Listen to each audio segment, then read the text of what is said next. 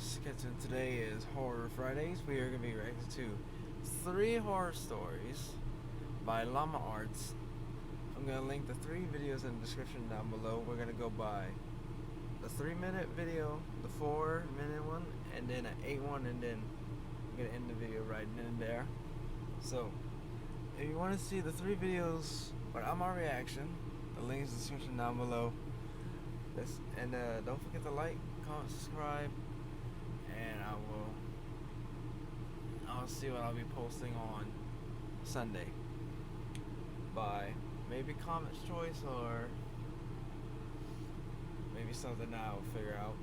But let's all forget about that. We're gonna start the video right about now. School lockdown stories. It was a typical boring day in calculus, only it was Friday, 7th period, meaning the week was almost over and spring break would finally be upon us. So everybody was getting antsy in their seats, I could tell. We didn't have a test that day like a lot of my friends did with their other teachers, so our teacher in the middle of class just decided to start playing games with us on Sporkle.com. He was a very laid-back teacher like that. As we were doing some brand logo quiz on Sporkle, I remember the exact moment it happened. Right after my friend answered a question, I remember the exact answer too, Adidas. The dean's voice came through the loudspeaker. He sounded panicked and frantic as he told all the teachers this was not a drill and to go into lockdown.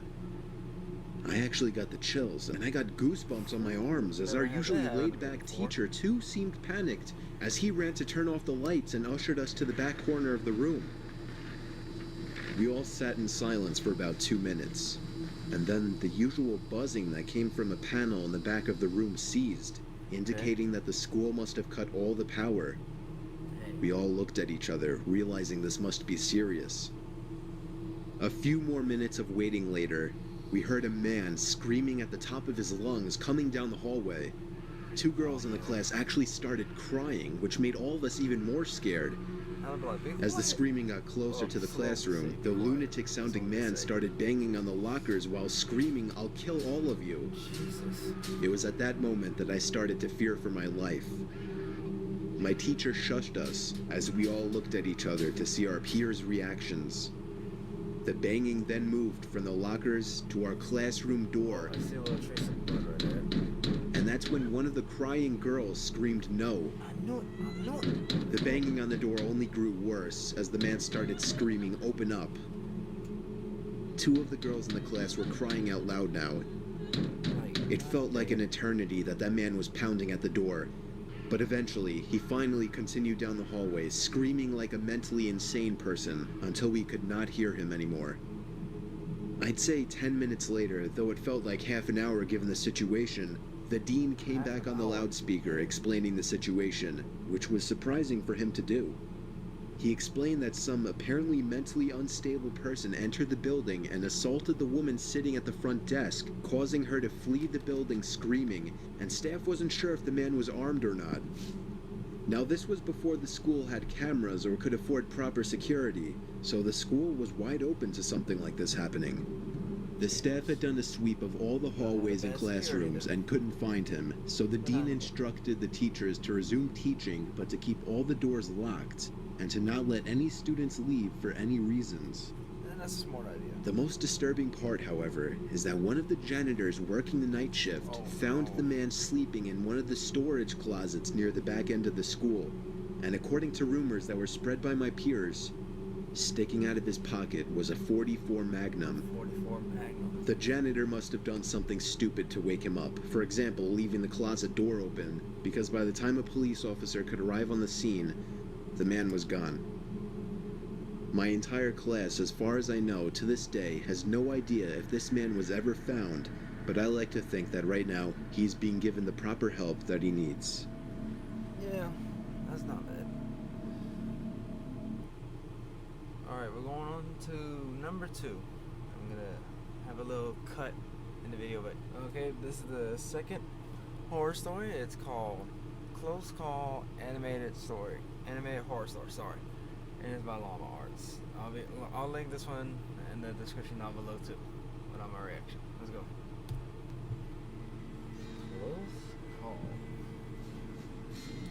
I had just reluctantly returned home from an extended vacation trip to Japan, after experiencing delicious food beyond compare, a beautiful country, and spending time with amazing people.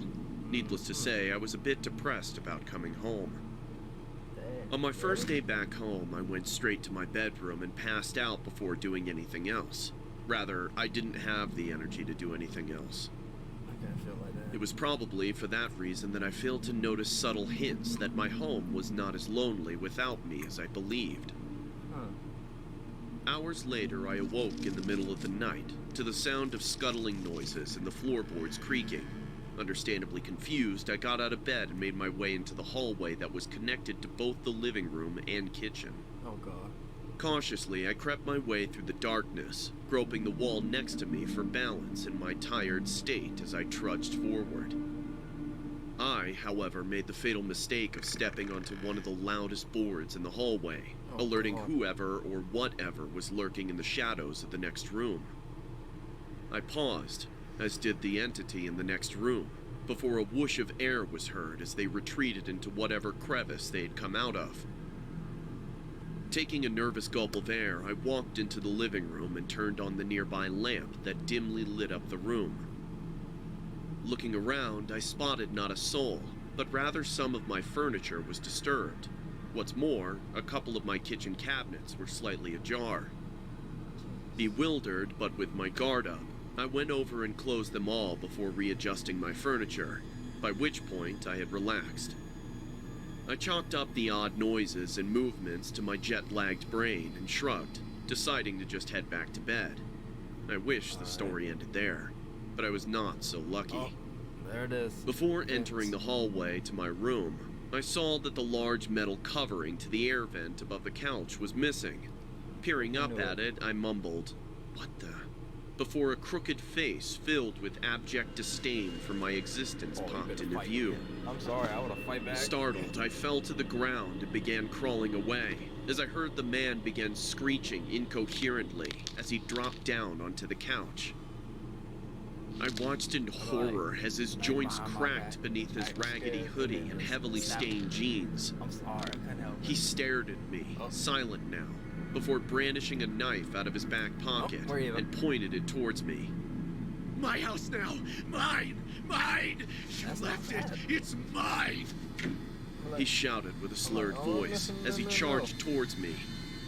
I hurriedly crawled towards my room and slammed the door behind me and locked it as he started jabbing his blade into the door, yelling at me to die. Shakily, I called the police and sobbed as I told them what was happening. Thankfully, I was told a patrol car was nearby my neighborhood, and they would be at my house in minutes. I stayed on the phone and picked up a baseball bat just in case that deranged cretin broke down my door. Yeah, enough time. A few horrendous minutes later, the police arrived, and after a quick but violent struggle, they managed to subdue the intruder. Good job. After locking him in the back seat of the patrol car, the cops investigated my house and found that the man apparently had been living there while I was gone.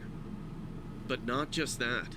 Apparently, he'd been staying at my house without me noticing for a few months. According to the police, they found paper stuffed under the couch that was filled with nothing but incoherent ramblings about how he planned to kill me one day when the time was right.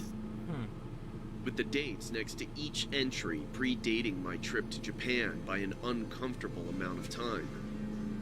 Frankly, I'm happy to be alive and relieved that the situation was resolved so quickly.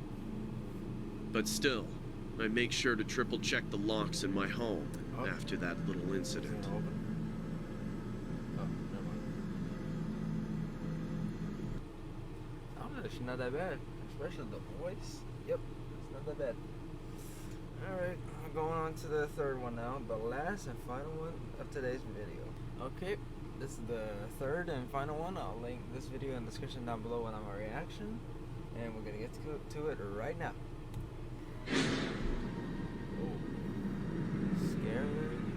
This happened when I was 15 years old. My best friend Anthony wanted me to come over for the night since his parents would be gone all weekend.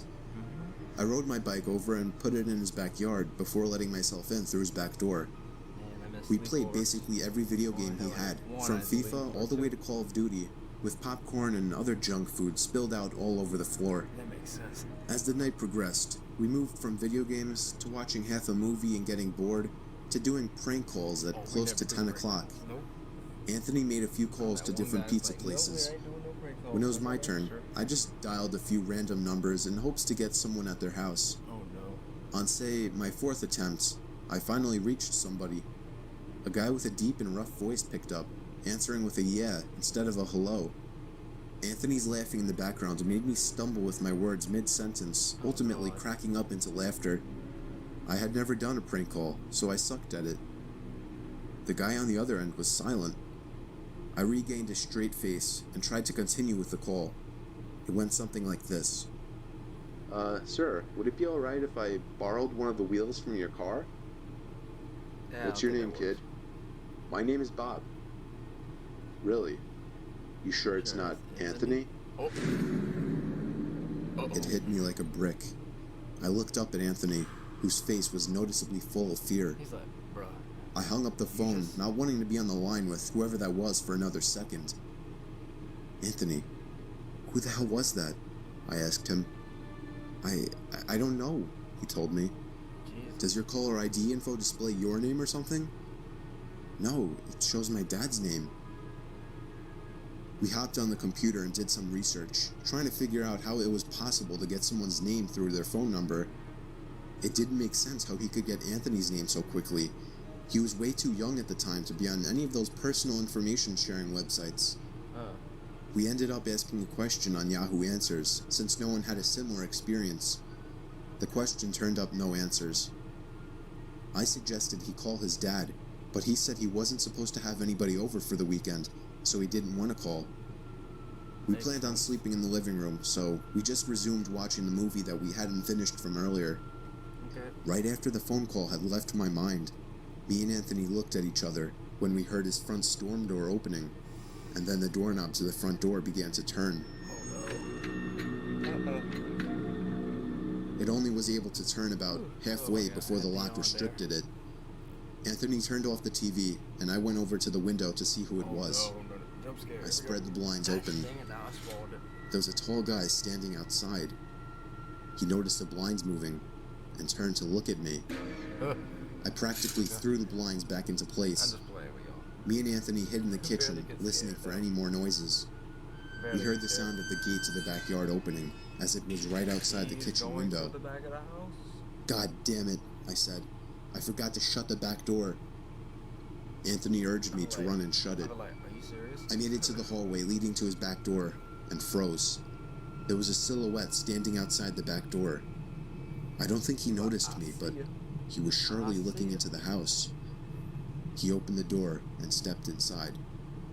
I tiptoed to the kitchen and motioned for Anthony to follow me upstairs. We made it to his room as quietly as possible, pulling the door shut to avoid making any noise. We crawled under his bed. He had cloth covering the bottom of his bed, so you couldn't see anything under it unless you actually moved the cloth. The doors downstairs all opened, each one getting closer to the stairs. Thumps finally began up the stairs, and he was right outside the door now. The door to the room opened. Uh-oh. Oh, I see it. I could hear Anthony's breathing. It was too loud. I'm like, yes. Footsteps moved over to the closet, and then the closet opened. I could hear the coat hangers being slid around as the fabric of the jackets and coats rubbed against each other. Footsteps moved over to the bed and stopped. I felt like my heart was about to explode out of my chest. Anthony's breathing was too loud. I had to cover his mouth with my hand. I'm like, Nothing but silence in the room now. We laid still for so long, I almost thought he wasn't even in the room anymore. I moved my hand away from Anthony's mouth and whispered in his ear, "You think we can make a run for it?" if you got fast enough. He was about to answer when the most disturbing, memory-haunting scream I'd ever heard filled my ears as Anthony was seemingly dragged out from under the bed. I crawled out and saw him struggling with the man. I desperately looked around for anything to use as a weapon. I settled with the screwdriver sitting on his nightstand. I hurried over to the man and drove the screwdriver into his back. He let go of Anthony as he let out a scream of agony, giving us time to get the hell out of the house. Running onto the road would give away our position too easily. It would take too long to make it to his neighbor's house. We dove for the tree line in the woods and took cover behind a bush, watching the house. The back door opened as the man stepped outside, looking around the backyard. He's like, where are they at? He then looked out to the woods. I felt his eyes pass me as he scanned through the tree line. It seemed that it was too dark for him to see us. Then, he turned his head back in our direction. Oh. I ducked behind the bush. Joe, he's coming. What? Dude, get up, we gotta run. He was right. The man was approaching us fast. How could he have seen us? He's like, We ran through the woods with the leaves crunching under us, giving away our position. When Anthony tripped over something, I crouched down with him, hoping we had run far enough. Not even 20 seconds later, oncoming footsteps from the direction we were running from came fast. They slowed down only 2 trees away from us, as we lay face down in the leaves. Moments later, the footsteps take off in another direction. We waited until we could no longer hear them, and took off back in the direction of the house. While running, over the sound of leaves crushing and my heavy breathing, I could swear I heard leaves crushing from behind us. We made it back to his backyard, into his house, and this time, remembering to shut the back door. We were now able to call the police. Anthony stayed on the line with them, while I patrolled the back windows, making sure nobody was out there. It was so dark, though, I couldn't see anything. So I did something that seems stupid today. I turned on his backyard lights, and immediately in the distance, over by the woods, I saw him, standing in front of a big tree. He turned off back into the woods and disappeared out of sight. That was the last time me or Anthony ever saw him. I would be lying if I told you we heard the occasional knocks at our windows or something cliche. No, that was it. 5 years have passed and nothing has happened. Do I wonder if it was somehow linked to the prank call? Maybe. Does it make sense? Not really. But yeah, this was the story of how me and my still best friend Anthony almost died during a break-in.